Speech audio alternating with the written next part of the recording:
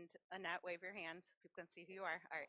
And I also lead the cleaning crew here at the road. Some of you don't know that. And I am asking anyone that is willing to step up and help clean the church. This it doesn't look like this on its own. We all take a shift and clean once a week. So if you're willing to help out, get with me. And then I just wanted to let everyone know and the status of the women's ministry. We adopted the family for Christmas. I asked you guys to step out in faith, and you provided, and it's been a huge blessing to this family and Ashley and them. And we're hoping to get everything to them by this Friday. So if you have a few wanted to do something and still donate, just get with me or Annette. But I think there's like 2 or 3 things back there, and it's amazing, like how much you guys have stepped up and done. So I want to thank you for that and praise God.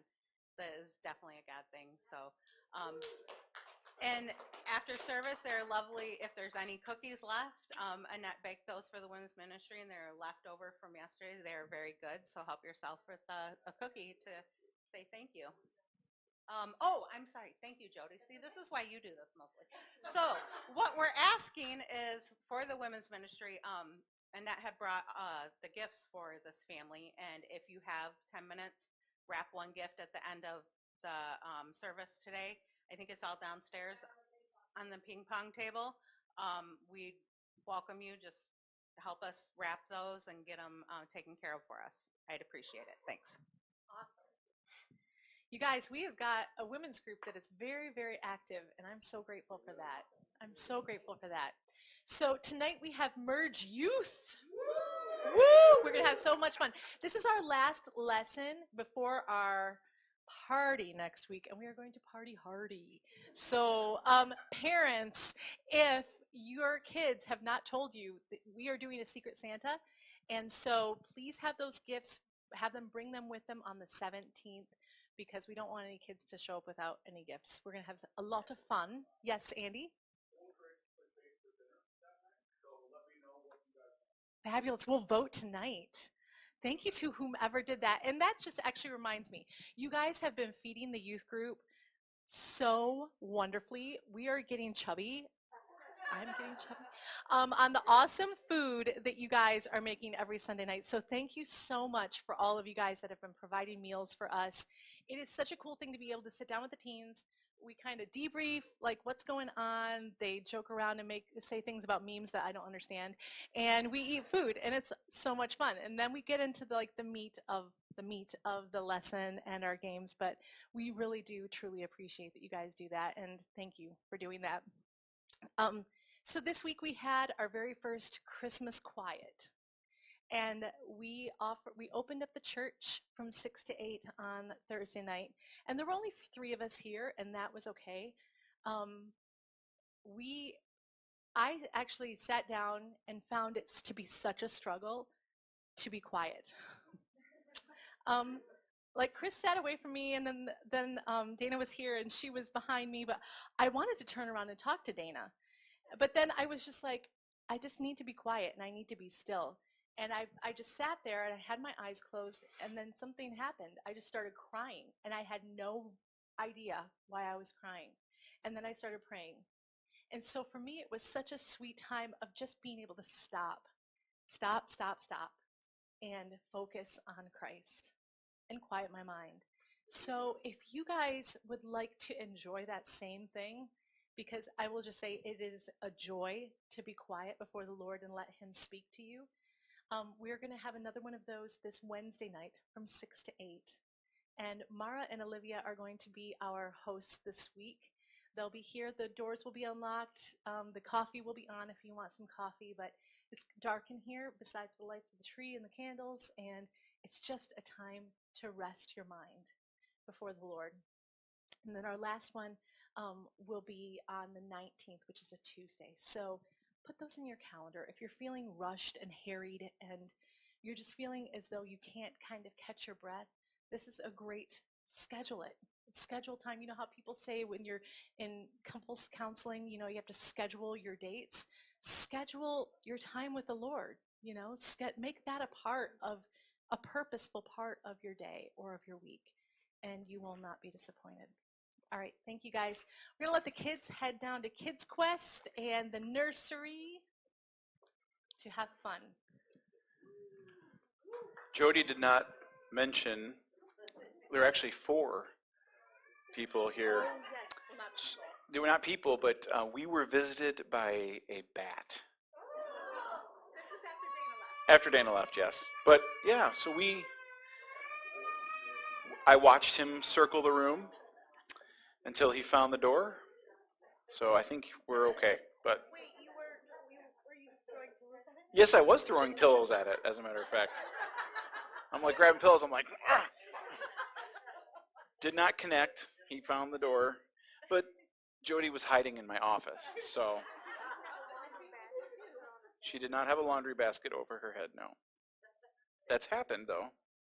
That has happened. True story. So, Jody, you mentioned a lot of stuff that's coming up. I mean, the Christmas Quiet and youth stuff, but I just want to give you a reminder to look, and I know you don't even want to think about this, but 2024 is like 3 weeks away. Oh, I know. But what I need you to do is, if you have your phone even right now in your lap, go to January 7th, 2024, put in prayer week, and then at the end date, put the 13th of January. So your whole week is just blocked out in your phone calendar, prayer week, okay? And what? January 7th through the 13th. I thought you were asking me like what app, and I'm like, I can't help you there. I understand my calendar. That's what I get. But anyway, put that in there because I don't have the schedule for you yet. Okay. But what we'll do is every night that week there will be some kind of prayer gathering, whether it is here or it is in Howell or it's in someone's home. But there will be some kind of prayer gathering every day, maybe more than one, okay, where we're just going to get together and there will be a specific topic for each one of those prayer gatherings, whether it is, our outreach or our, kids ministries or our ministry to adults or whatever. I mean, there's just going to be something going on every day, some specific prayer, and that is the best way I think to start our year. So I want you to be a part of that. So we're focusing on joy this Christmas season. We started last week talking about joy and the joy of a life with Jesus. That's what this season is about. That even when circumstances get dark and difficult, we can have joy. We talked about how even when plans change, we can have joy. And we know all of us have had plans change this year. We thought we were headed this direction and this is what's going to be going on, and then all of a sudden life took a hard right or left and it was like, this is not what I planned. We can still have joy. But today we want to focus on the fact that we can have joy because Jesus is the light. That is a source, it should be a source of joy for us. As Christians, we are designed to be joyful. It's in our disciple DNA. And you say, well, how is that possible? Well, we're commanded to be joyful. I mean, several times we're told, rejoice always. Have joy. It's a command. But joy is also a fruit of the Holy Spirit living in us. And so for a Christian, if you're lacking joy, that should be, living a joyless life should be an exception, not the rule. Right? That should be an odd thing. We should just have joy. And, I know I've said this before, but I got to keep, I think, reiterating it, that there is a difference between joy and happiness. It's a hard one to define, like, in words, but I could explain it this way. If you woke up this morning feeling terrible, 101-degree fever, and you were like, I am 100% positive I have the flu right now, your next thought is not, yes, I'm so happy I've got the flu. Yes, right? You're not happy about the flu. Nobody's happy about the flu, okay? But you can still have joy in spite of the flu, right? So that's the difference, is that our circumstances can change. Things can go in other ways, and we can have maybe a difficult time ahead of us. We might not be happy about it, but we can have joy. And things tend to steal our joy.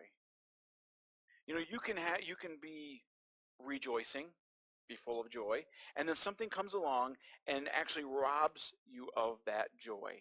And we can sometimes let it happen, okay, where we let something invade and we just go, oh, I'm just going to sit here and be upset about that, and our joy just disappears.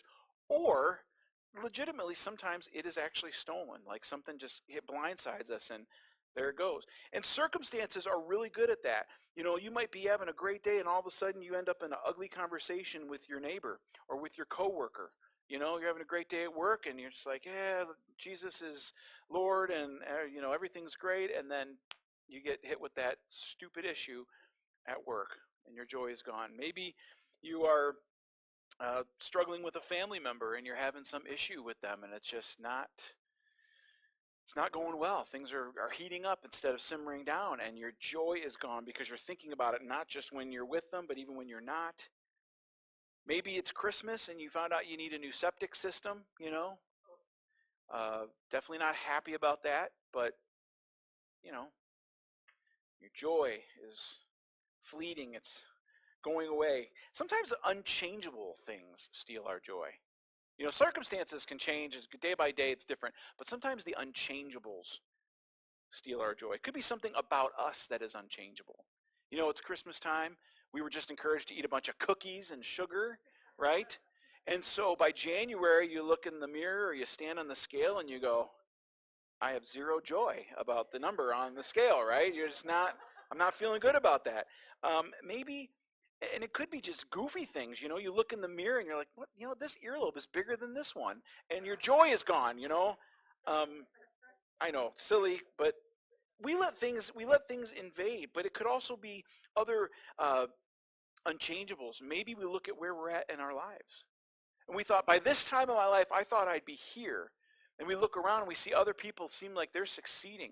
They're having better experiences. It seems like, you look on their Instagram or Facebook and they're like globetrotters, and they're like seeing everything and they're doing all these amazing things. And you start to go, my joy's gone because, I thought I had a pretty good life, but obviously not compared to that.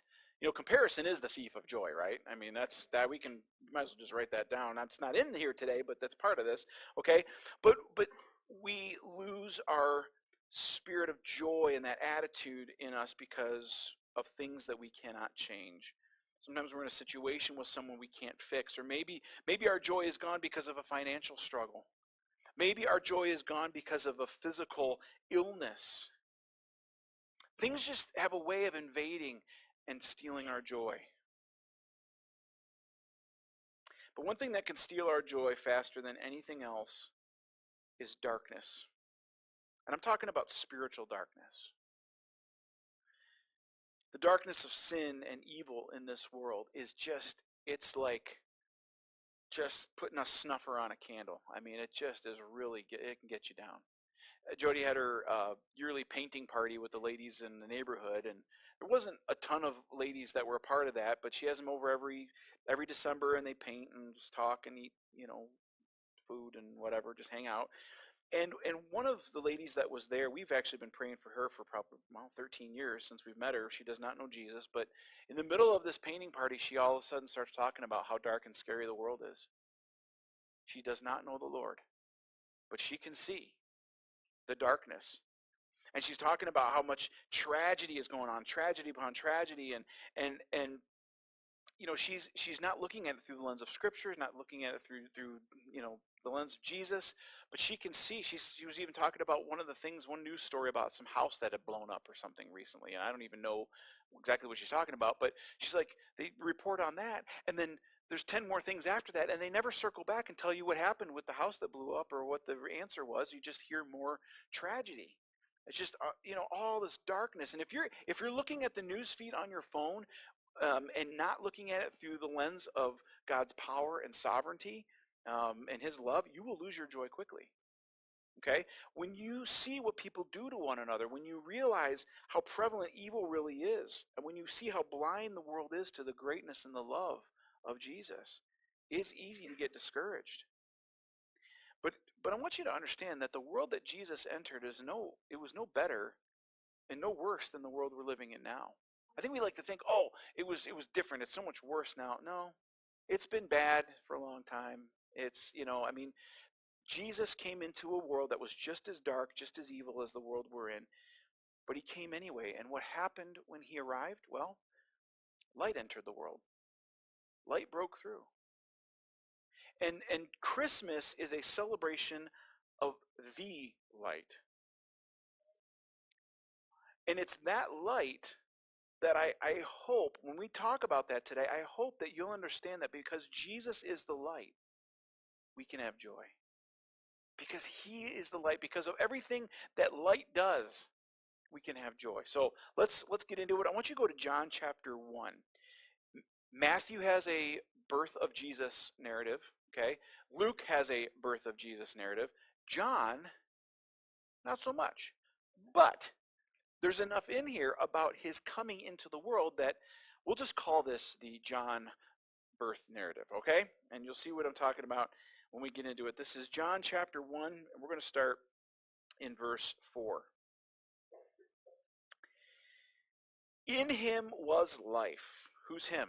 Jesus. Okay, so we've been talking about the first 3 verses in this chapter. In him was life, and the life was the light of men. The light shines in the darkness, and the darkness has not overcome it. There was a man sent from God whose name was John. He came as a witness to bear witness about the light, that all might believe through him. He was not the light, but he came to bear witness about the light. The true light, which gives light to everyone, was coming into the world. He was in the world, and the world was made through him, yet the world did not know him. He came to his own, and his own people did not receive him, but to all who did receive him, who believed in his name, he gave the right to become children of God, who were born not of blood, nor of the will of the flesh, nor of the will of man, but of God. If Jesus was life, or in Jesus was life, and his life was our light. The light of Jesus is our light in the darkness. Jesus lights our way. He's the reason we can see anything at all in this dark world. No matter what darkness surrounds us, and sometimes darkness feels like a thing. If you've ever been in a really dark place, it almost feels like it's like darkness can kind of press in on you. No matter how dark it is, Jesus shines brighter. The darkness can't extinguish the light. Can't extinguish Jesus. He is our source of joy. Our joy isn't found in our circumstances or things that easily change. It's in the unchanging life, power, and light of God. That's where our joy is found. So Christmas is a celebration of the light, okay? So I'm going to disappoint some of you. Christmas is not about presents, cookies, or the tree. Much as we'd love it to be about all that, okay, it's not. We're celebrating the birth of Jesus Christ, who is the reason for the season. He's the light that pushes out the darkness. Look at verse 5. It says, the darkness has not overcome it. See, when Jesus came into the world, he pushed back darkness, the darkness of evil, much in the same way that if you were in a dark place and you just even lit one candle, one match, and how much light that would throw into that darkness. He blew the darkness away in a way no one else could. He is the light. And just by being alive, just by coming into the world, he's the light of men. Verse 4 says that. And he was the light for all men. And he became our way of seeing through the darkness. Light is powerful. Light is powerful. It says that the darkness has not overcome it. Now, darkness can feel powerful.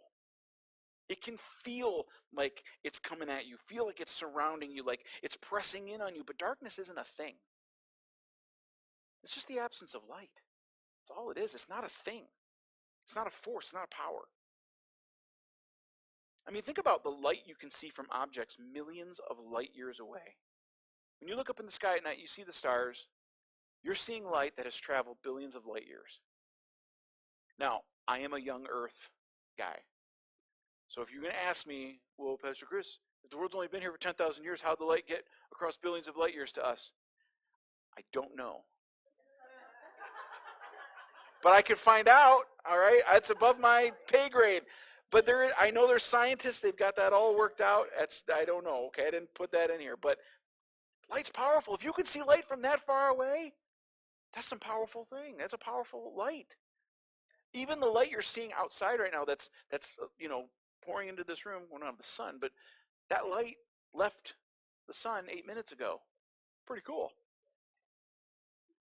Still a long way, 93 million miles away, and you still get burned by it in the summer. Pretty powerful. You know, light can regulate your rhythm of sleeping and waking. The circadian rhythms, right? It's pretty powerful stuff. Even that, that light on your phone, the blue light, we have glasses now to diminish it, but that stuff will keep you awake. I don't know, some of you might like look at your phone till 11, 11:30, and you're just like, and then you can roll over and go to sleep. I don't know how you do that. I can't look at my phone that late because I will be awake. But light is a natural stimulant. When you were a kid and your parents walked into the bedroom and flicked on the light, it was like, oh, I did that. I did that to Landon this morning. I walked in and I was like, behold the power of light, and I clicked on the light, and he just covered up. But it's a stimulant. It wakes us up. It's the same. Light is powerful. It's the same reason why. I know this. None of you have ever experienced this, but when you've been pulled over by the cops and at night, and they walk up with a really high-powered flashlight and they shine it in the window, and they're like, "Do you know why I stopped you?" And you're like, "I wasn't impaired, but I am now. I can't see. Please turn off the light." I was actually asked one time, "Are you intoxicated?" I'm like, "No, I just can't see." That's anyway. I did nothing wrong, by the way. It was completely legal. I was not breaking the law. Anyway, but light is powerful. Light can be dispersed over a wide area, so you can see a lot, but it can also be narrowed to a beam powerful enough to cut almost anything. That's the power of light. And Jesus is the light. Light actually preceded or came before Jesus being born. Did you know that? Matthew chapter 2, verse 2. It says, "Where is he who has been born King of the Jews? We saw his star when it rose and have come to worship him." A light appeared over the place where the light was going to enter the world. Pretty cool. But Christmas is a celebration of the light, and we have joy because Jesus is the light. I don't care what your circumstances are. I don't know what they are, but if at this Christmas season you're feeling overwhelmed by darkness or your joy is being stolen on a daily basis, you can get it back. Your joy can be restored. And my goal today is to point you to Jesus, who is the light of the world, who came to save us. He alone is reason enough to rejoice. So what does Jesus being the light have to do with joy? Well, let's look at what light does. Light gives direction. Light gives direction. There's a reason sailors from, centuries ago learned to navigate by the stars. They were sailing at night. That's the only light they had. They had to look up. Imagine driving at night without your headlights on. Some of you have done that, I'm sure. Just to see. It's really dark. Just to check it out. Or maybe you've hiked in the woods without a flashlight. Or maybe you said, "Let's explore this cave without a light." That's not a good idea. I can remember one time being in a bathroom stall and someone decided to come along and flick off the lights thinking there was no one in there, and I had to grope my way to the door because it was, there's no windows in there. It was pitch black. Light gives direction. Without light, we wander. We have no clear direction. And in John chapter 8, Jesus talks about being the light and giving direction. He says, "I am the light of the world. Whoever follows me will not walk in darkness." Isn't that great? He's the light. You follow him, you're not going to be in darkness. He says they will have the light of life. So if I'm following Jesus, I don't walk in the dark. There's a reason for joy. That's a reason for celebration. Jesus is the light. He gives direction. He directs us to God. He directs us to salvation.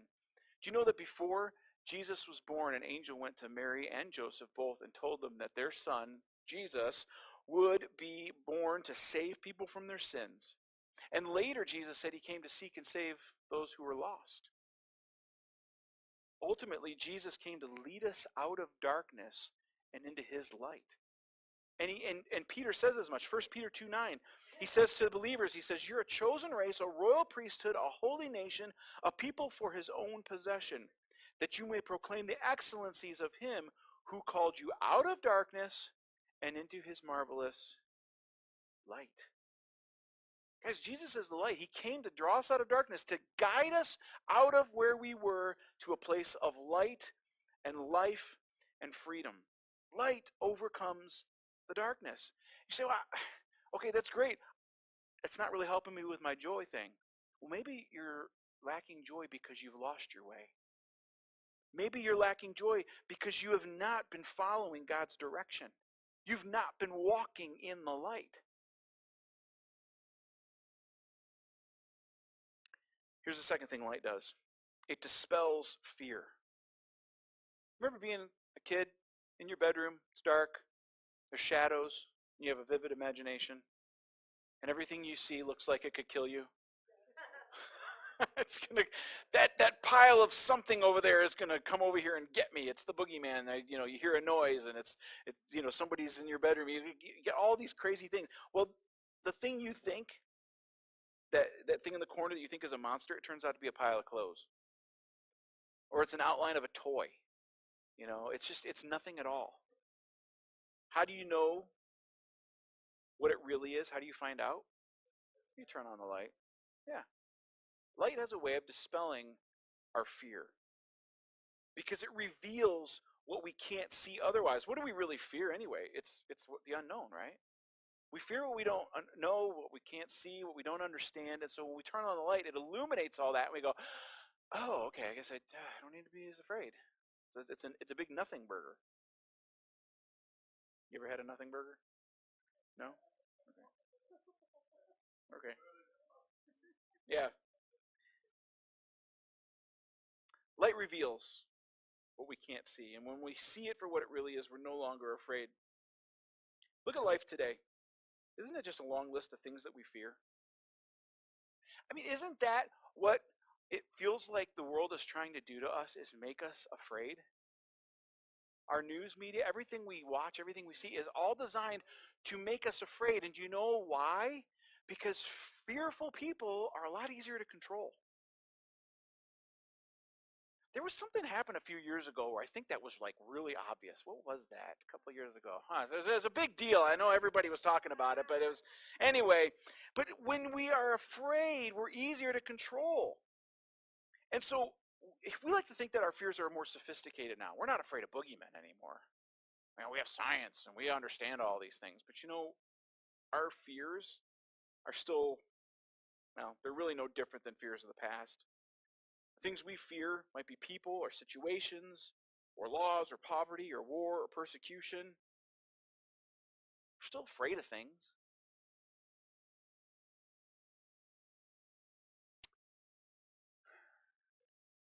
We need to see those things for what they are. When you think about what you're afraid of, and everybody has something they're afraid of, let's just be honest, okay? We all have things. If we were to really just drill down and go, okay, what am I afraid of? We come up with something, maybe several somethings. It could relate to your finances. You might be thinking about your checking account right now going, it's not looking so good. And there's fear. There might be someone that you love that is ill right now, and you're imagining worst case scenarios, and you're afraid of what's going to happen next. You look at the world around us, and it feels like war is marching closer and closer to our door. I don't know what it is, but I do know this. The things that you fear, it's not your neighbor, it's not your coworker who gets angry when you talk about Jesus. It is not anybody, any one person, or any single entity, okay? And I know this because the Bible tells me that we are not wrestling against flesh and blood. We are wrestling against principalities and powers, spiritual forces. Guys, who has defeated all of those evil spiritual forces? Jesus. The light has dispelled the darkness, you guys. The darkness cannot overcome it. So any one of your fears right now is nothing at all It is not anything you need to fear. Now, the Bible does say, don't fear the one who can, do something to you in this life. You should fear the one who can kill the body and the soul eternally. All right? God's saying, fear me. I am to be feared, okay? In the best possible way. But don't fear this world. Don't fear what it can do to you. Don't fear the people that are coming at you and trying to steal your joy.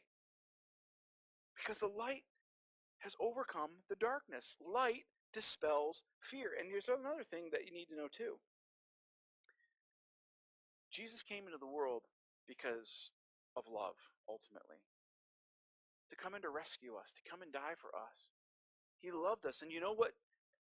Again, John wrote this too. He said, there is no fear in love, but perfect love casts out fear. Jesus, the light, has come into the world and he loves us. And he reveals things for what they really are. We can see life clearly because he shines his light on it. Just like in the room when you were a kid, when someone turned on the light, you realize, oh, there's nothing to be afraid of. Guess what? When Jesus comes in and illuminates your life and the things that you fear, you can go, oh, there's nothing to be afraid of. You feel relief. Oh, Jesus is here. And the journey from relief to joy is a really short trip. You can go from relief to joy just like that. So light dispels fears. Another thing light does, it sustains. Light sustains. Light does some very important things essential to life on Earth. You ever heard of photosynthesis? You need light for that. It's pretty important. Plants don't do well without light. People don't do well without light. We need that. We joke about getting our vitamin D. We actually need to be outside in the sunlight. That's why some of us, by the end of winter, we look like Gollum from the Lord of the Rings because we've been indoors so long. We got to get out and get some rays. Light provides energy. It's solar energy. I know people who put panels on their roof, and I don't know how much power it gives them, but it helps, I guess, a little bit because they have solar energy going. And then I know some people. This works a lot better if you live in like Florida, but their roof actually is their water heating system. The sun heats their water. Pretty cool. Light sustains. Look at verses 9 and 10. We're back in John chapter 1, verses 9 and 10. It says, Jesus is the light. He came into the world to bring light to everyone. He not only came into the world, but it says he created it, and even now he sustains it by his power. Now, no, it doesn't say that in John, but it does say he created it. You know who says he sustains it? Paul writes in Colossians that he sustains this world. He keeps it, holds it up by his own power. Guys, Jesus is the light, and he's sustaining this world. And here's a cool thought. He's sustaining you. He is. He is holding you up. And so when circumstances and the darkness of the world steal your joy, he is there supporting you. He's strengthening you. He's holding you up. Light sustains. I want to backtrack just for a second. I asked you, or I said just a minute ago, that light dispels fear. I want you to just take a second right now, and I don't want you to verbalize it. I don't want you to raise your hand. I want you to just, what is that thing that you are afraid of, or things? What is it? Just be honest with yourself. Just be real right now in your heart. What is it that you're afraid of?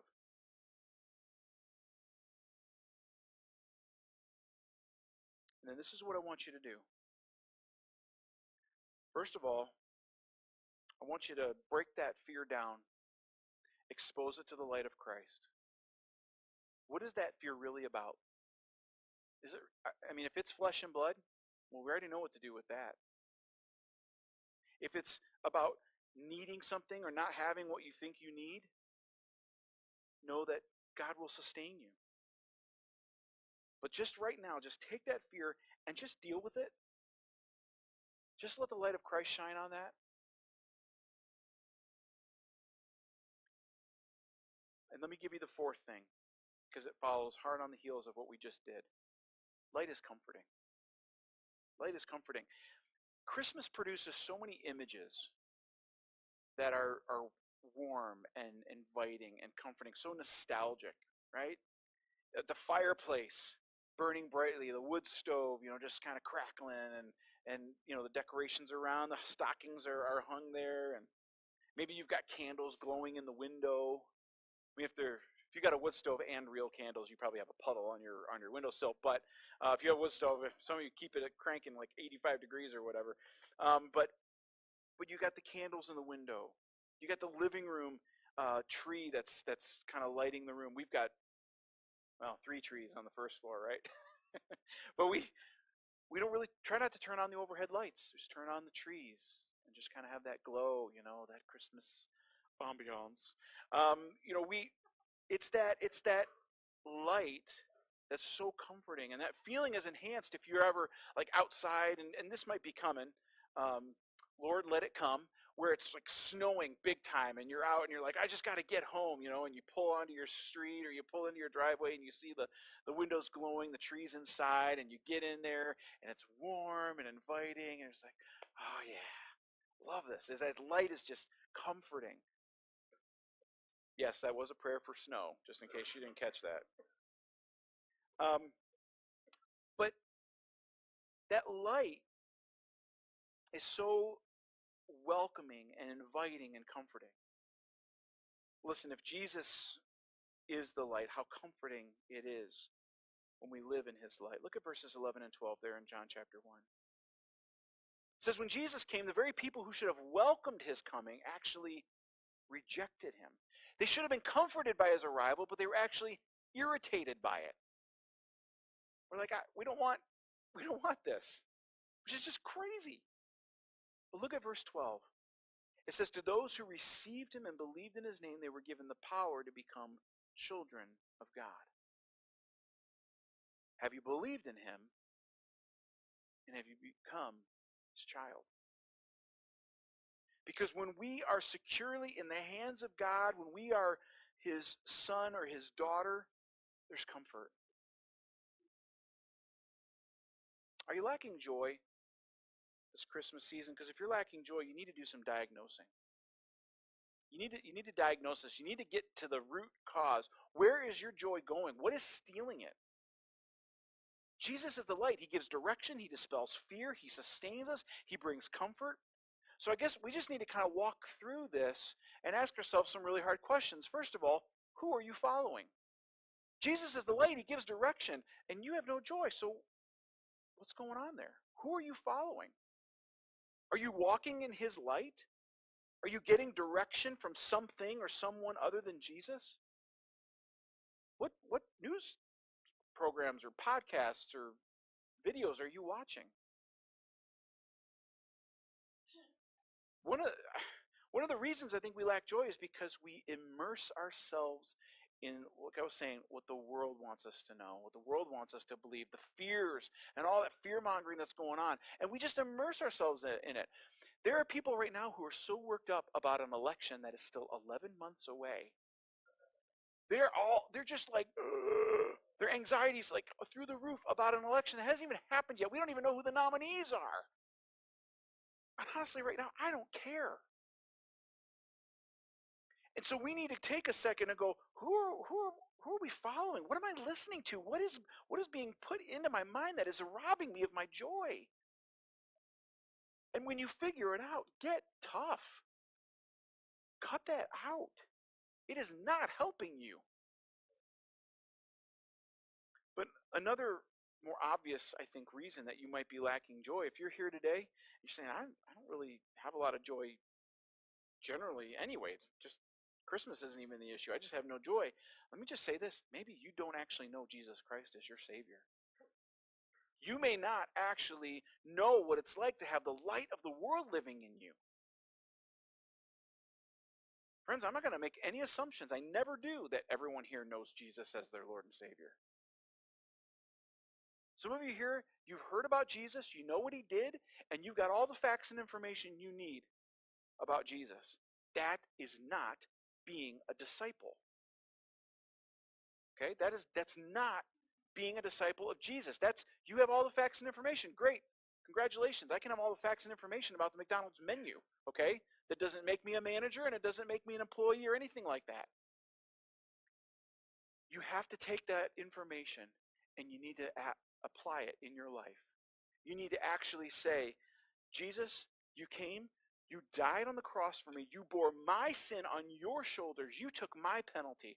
I receive that gift from you in faith, and I'm putting my trust in you that when I leave this life, I immediately go into your presence because you have paid my debt. I am no longer liable for the sins of my past, the sins of the present, or the sins of the future.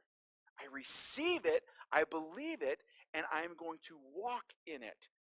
See, there's salvation, Jesus is my Savior, and then there's Jesus my Lord, which means He's the boss. I don't do anything apart from what He tells me to do. If He's the light, if He's the direction, I'm going to walk in His light. Okay? Second, I asked you this question earlier. What are you afraid of? What are you afraid of? It's easy to embrace fear. This culture wants you to be afraid. They know it's a way to control you, but we know better. Jesus is the light, and He dispels fear. So who are you following? What are you afraid of? Third, where do you feel like you're failing or falling behind? Some of us really look at our lives and we feel like we're not measuring up. We're not maybe living up to what others are doing. We feel like we are lacking somehow.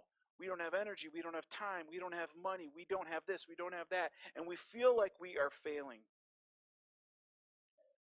Jesus can sustain you.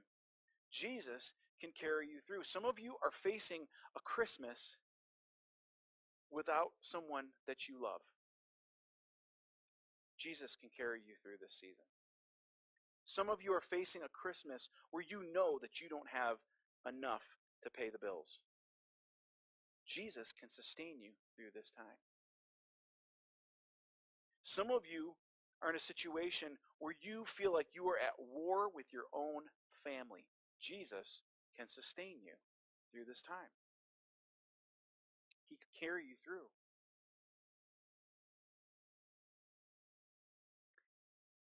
Fourth question, are you uncomfortable? And I'm not talking about your chair. Sounds like a funny question, but some of you are thinking, in life? Yeah.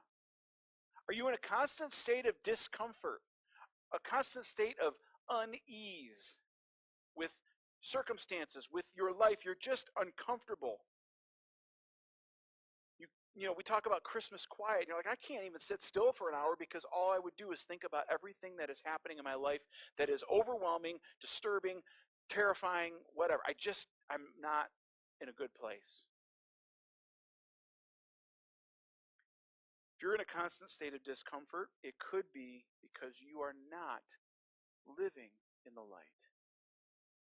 The light is comforting.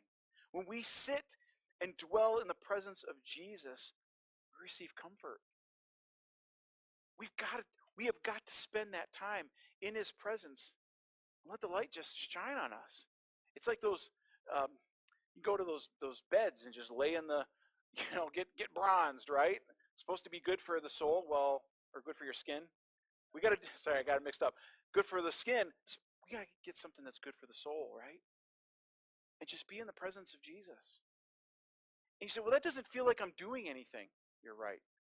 That's the whole point, because you can't. You need Jesus and His light to just shine in your life. Get this out. Get on your knees.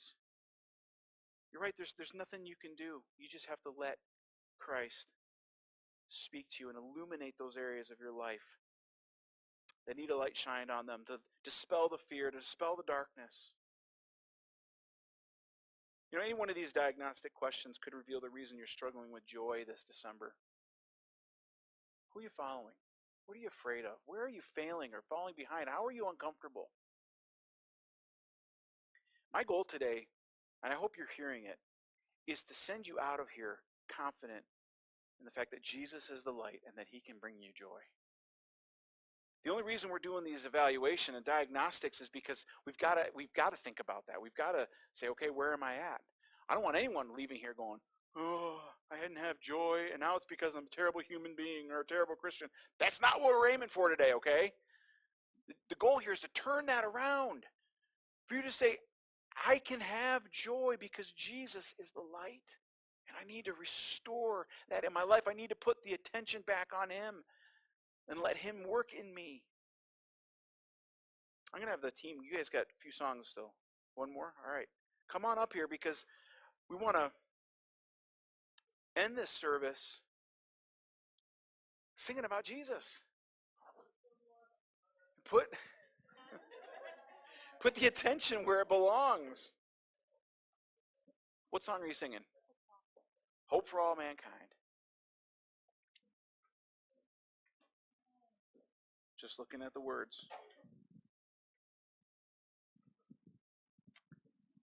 Jesus is our light.